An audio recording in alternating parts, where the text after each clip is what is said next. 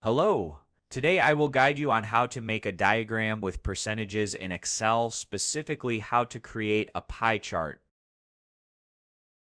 Pie charts are great for showing proportions or parts of a whole. First, you need to enter your data in two columns, one for categories and one for values. Select both columns including headers. Go to the Insert tab in the Excel ribbon. Click on the pie chart icon and choose a style. Now you'll see a pie chart generated based on your data.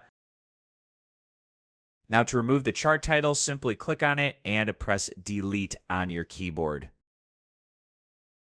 Next, to show percentages, right-click on any pie slice and select Add Data Labels.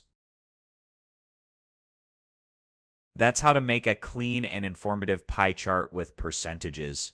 This method is great for reports, presentations, or dashboards. If this helped you, please give it a thumbs up and subscribe to our channel. Thanks for watching and see you in the next tutorial.